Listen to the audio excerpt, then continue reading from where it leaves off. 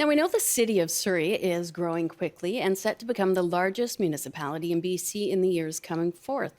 Earlier today, Surrey councillor Linda Annis announced her plans to run for the position of Mayor of Surrey in the next municipal election.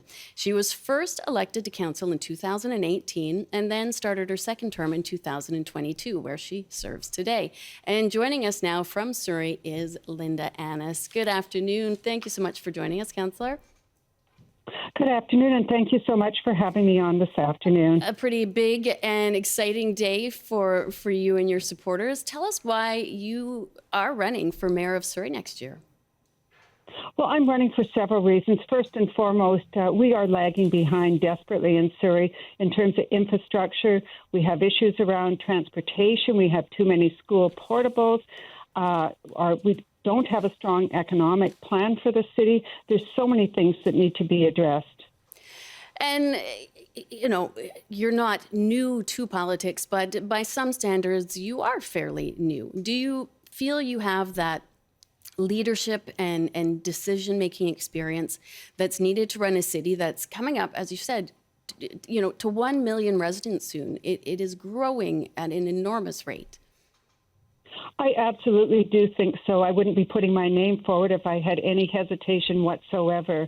I had 7 years on city council, and prior to that, a lot of experience in the corporate sector, which I think will be a real nice addition to City Hall. Mm-hmm. And I've done a lot of community service throughout the years. So I do come with a lot of experience in 7 years, as I said, in municipal government.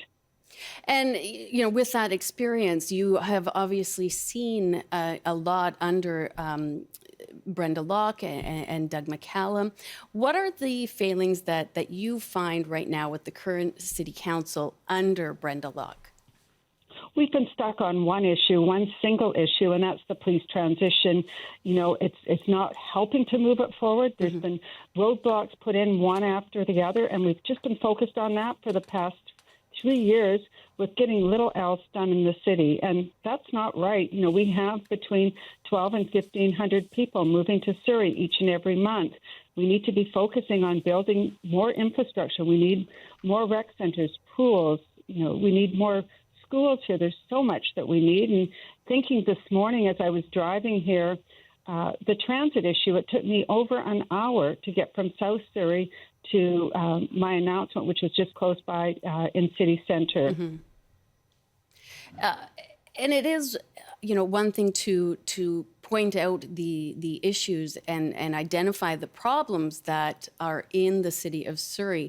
What would you do to concretely change and improve these issues if you were to become mayor?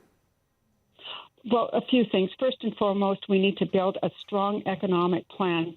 The residents of Surrey commute far too often to other cities in the Lower Mainland. In fact, there's a study that shows the residents of Surrey commute twice as much as any other residents in neighboring communities. Mm-hmm. We need to fix that. We need to have jobs here in Surrey. We also need to be looking at our public safety and looking at how we can get better training for our police service. And one of the things that I've been advocating for is building a center of excellence, a police academy where all municipal police officers could be trained right here in Surrey. Mm. And to keep with the theme of Surrey Police, you've obviously criticized the length of time it has taken for the Surrey Police transition and the amount of focus that has been on this transition. If you were elected as mayor, what would you do differently to address this transition and perhaps diffuse some of that ongoing tension? Well, we need to be working in a very collaborative relationship with the provincial government, the Surrey Police Board, the Surrey Police Service. The people that we should be picking the fights with aren't those. We should be picking the fights with the gangs, the extortionists, and people that are doing crime here in Surrey. We want them off our streets, and we need to be focusing on that, not picking fights with government and police service. Well, and that is a valid point, but also, a question is, as we see Surrey continue to grow, and as you mentioned, it's causing problems with infrastructure, it's causing problems with transportation, but the gang violence has been an ongoing and growing issue as well. What specific steps need to be taken to deal with this in the city of Surrey? We know that kids as young as 14 years old are being targeted in schoolyards in Surrey and in other lower mainland cities as well. We need to make sure that those vulnerable kids have some place to go after school that's a healthy, productive activity. Many of these kids, don't have after-school programs. Mm-hmm. So what I would like to see is our rec centers open for no charge for kids in their teen years to go and use all of our facilities. It's a great place for them to, build teams and learn a new sport or new activity. And, as you've been a counselor, what have your conversations been like with Surrey residents, throughout your term when it comes to, say, prioritizing public safety? Well, I've talked to a lot of the residents in Surrey about public safety. I also do a dual role. I'm a city councillor, but I'm also the executive director of Crime Stoppers. Yes. So I hear a lot from the residents in Surrey about their concerns around public safety. And, much of it has been focused, in terms of fighting whether we should keep or not keep this transition going through, first of all, through Doug McCallum's term and then through Brenda's.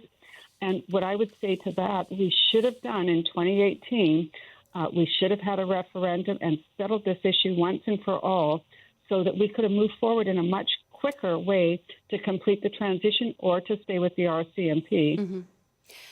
Earlier this year, Mayor Brenda Locke confirmed the city's plans to build a new 10,000-seat arena and entertainment district, and it's part of plans to really showcase Surrey as a leading city.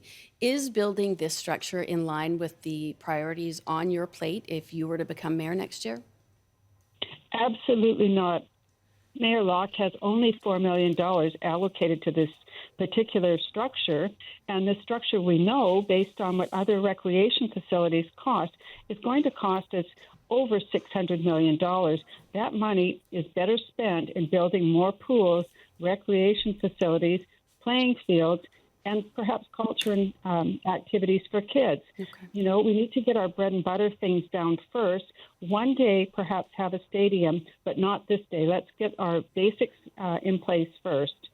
And we've only got about a minute left, but before I let you go, if you're elected as mayor, how important will cooperating with both our provincial and federal governments be for you as the mayor of Surrey? Consulting and cooperation, I should say.